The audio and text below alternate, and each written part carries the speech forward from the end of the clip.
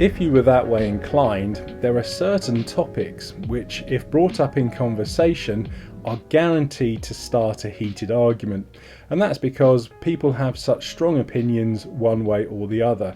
So for instance, topics such as the pros and cons of Brexit, the advantages or disadvantages of cyclists wearing crash helmets, and of course the classic cyclist and road tax debate.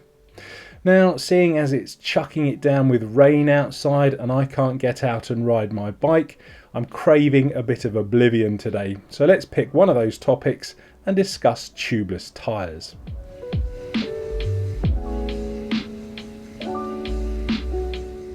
So what on earth are tubeless tyres? Well, if you're old school like me and you ride traditional clincher tyres, you'll know that they have an inner tube. And when you puncture, you either have to repair or replace that inner tube to get yourself back on the road. Tubeless tyres, by contrast, do exactly what they say on the tin. They don't have an inner tube. Instead, they have a liquid sealant rolling around inside them, so that when the tyre is punctured, that sealant leaks out, it dries, and it automatically seals the leak. So you shouldn't have to worry about punctures at all. The other advantages of riding tubeless tyres are that you can ride with lower pressures, which of course means that they're going to be a lot more comfortable and they're going to provide a lot more grip on the road.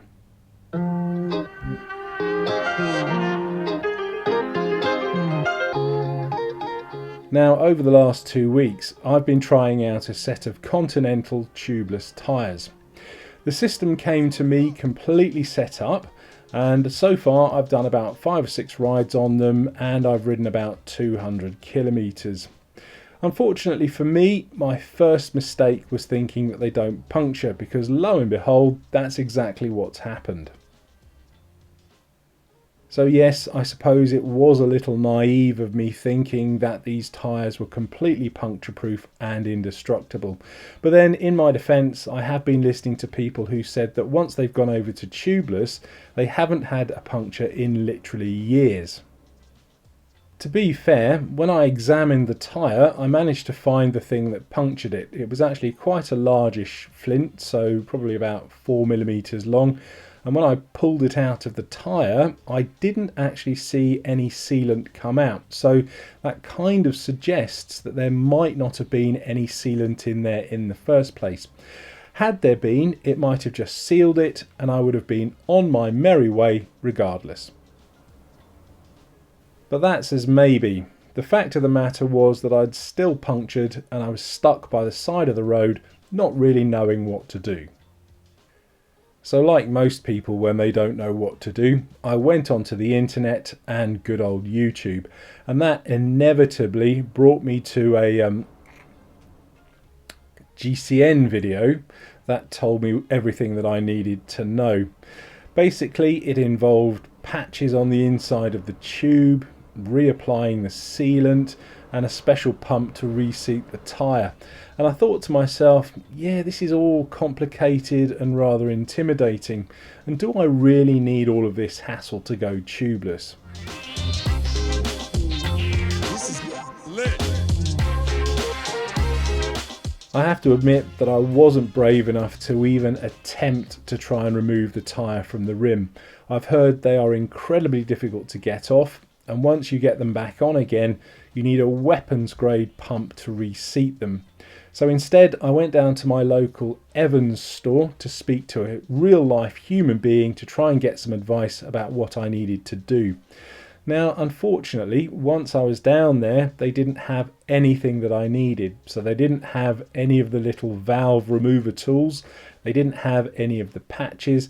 They didn't even have any sealant. But kudos to Evans down in Havant, because the house mechanic had a look at the tyre and he put some of the shop's own supply in there and managed to reseal the puncture. So right at this particular moment in time, it's all pumped up. I've done a test ride on it and the patch seems to be holding. So far, fingers crossed, it's all working brilliantly.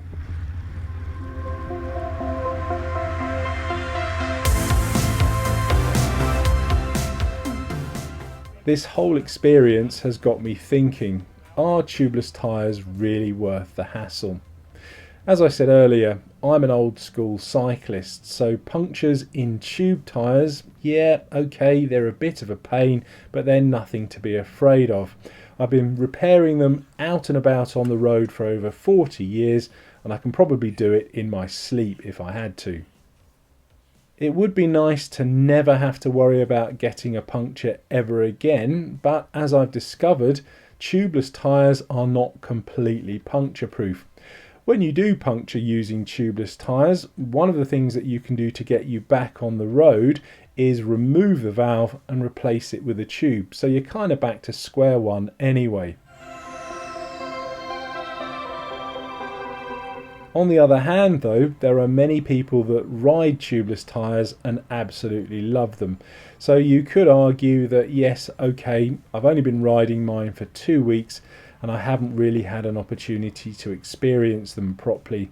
Plus, I may also have been a little bit unlucky in the sense that possibly they came to me without any sealant in them, in which case, yes, they are going to puncture. So I suppose the sensible thing for me to do is give them the benefit of the doubt, continue riding on them and see how I go. So let's just do that. Thanks for watching.